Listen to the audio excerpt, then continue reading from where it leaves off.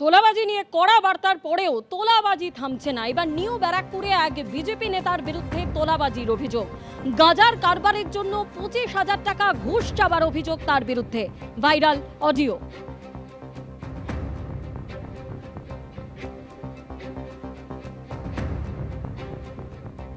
হ্যাঁ, ওই দোকানটার যে মানে যার দোকান তার নাম হচ্ছে অপর্ণা, বুঝলেন? হ্যাঁ, ঠিক ঠিক খবর পেয়েছি আমি আগেই। ঠিক আচ্ছা, আছে, ওটা আমি বলে দিচ্ছি যে কম করে দেখতে। কত চাইছে ঠিক বলুন আছে, তো? 25। তো অত দিতে পারবে নাকি, কি বলেন? এরা অনেকই করে, এরা দিদি, এরা প্রচুর আয় করে ডেলি। পুলিশকে তো আরো বেশি দিতে হয়, আমরা জানি। দেখেন, ওর তাহলে ওই আর 5 কমায় দিলাম আমি, ওই 20 দুইজনে 10-10 করে দিয়ে দেয়। হ্যাঁ 500 কাছে টাকাটা দিতে হবে। হ্যাঁ, চিনি আমি। যখন যে রংটা এসছে তখন সেই রঙের ধারণ করেছে, ওনাকে বলে দিয়ে। হ্যাঁ দেখছো, তাহলে কি খুলে বলবো খুলতে? আপনারা আমি এক্ষুনি আমি ফোন করে বলে দিচ্ছি, বুঝেছেন? আচ্ছা, বলে আপনাকেও দিয়ে। আমি বলছি। আমরা আমাদের মহিলা নেত্রী যে আছে তাকে দিয়ে আমরা চিঠি দিয়েছিলাম থানাতে, প্রশাসনকে জানিয়েছিলাম আমরা যে গাঁজা সাত্তার ব্যবসা চলছে এখানে। হ্যাঁ, 7 নম্বর ওয়ার্ডে চলছে আমাদের এই, আমরা যেখানে বসে এখন বাইট দিচ্ছি তার থেকে 100 মিটার দূরে এই ব্যবসা চলছে রমরমিয়ে। এই ব্যবসার মধ্যে আপনারা দেখবেন একটা অডিও একটা ভাইরাল হয়েছে।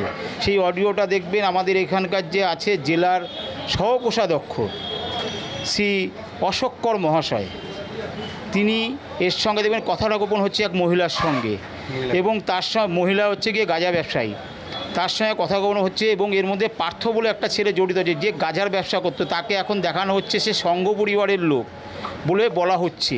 তারা দেখাচ্ছে টাকা পয়সার জন্য তাকে পাঠানো হচ্ছে, তার সঙ্গে সেটিং করে করা হচ্ছে। এবং এর মধ্যে জড়িত আছে, দেখতে পাচ্ছি আমরা, আমাদের মণ্ডলের কিছু লোক আছে জড়িত। আমরা নিউ ব্যারাকপুরে পরিবর্তন এনেছিলাম যে আমরা মানুষকে সুস্থ সমাজ, সুস্থ পরিবেশ দেব। পয়সা তুলছে এরা, যা ইচ্ছা নিউ ব্যারাকপুরে নোংরামো করছে। কার ইসেতে? যখন আমাদের প্রেসিডেন্ট সাসপেন্ড হওয়ার আগে আমরা গাঁজা মদের ব্যবসা বন্ধ করে দিয়েছিলাম, কার ইসেতে খুললো এখন ব্যবসা? এটা সম্পূর্ণ মিথ্যা, এবং এটা আমরা বন্ধ করাই দিয়েছিলাম।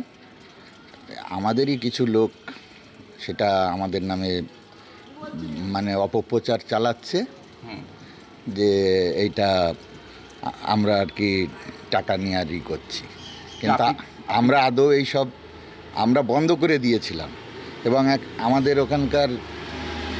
ওখানে একটা ছেলে থাকে, তাকে দিয়ে জোর করিয়ে ওই অডিওটা করিয়েছে।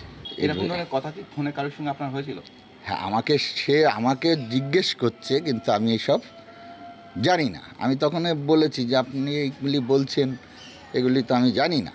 আপনাকে তাহলে কি ফাঁসানো হচ্ছে আপনাকে? অবশ্যই আমাকে ফাঁসানোর চেষ্টা হচ্ছে। এবিপি আনন্দ, এগিয়ে থাকে, এগিয়ে রাখে।